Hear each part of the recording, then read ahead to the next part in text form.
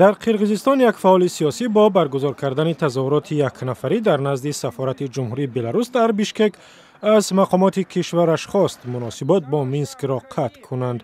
آندروش توکتاناسوروف از مقامات بلاروس خواست قرمانبک باقیف رئیس جمهور سابق قرقیزستان را که سال 2010 از مقامش برکنار شد به حکومت بیشکک بسپارند. قرقیزستان باقیف را در مرگ تظاهرگران ضمن قیام مردم در آن سال متهم می‌کند و بارها از مینسک خواسته است که او را به بیشکک استرداد کند.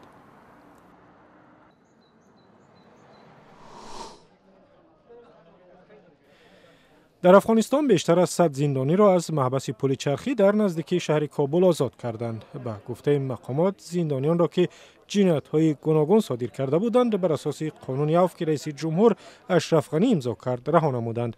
عفو مذکور روز 8 مارس اعلان شد.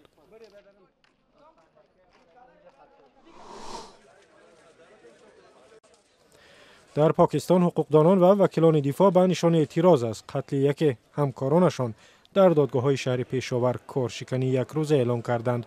روز 17 مارس افراد ناشناس سمیع الله خان افریدی را کشتند. این وکیل دفاع حقوق طبیبی پاکستانی را در دادگاه حمایت می‌کرد که او به خدمات جاسوسی آمریکا کمک کرد اسامه بن لادن رهبری القاعده را پیدا نماید.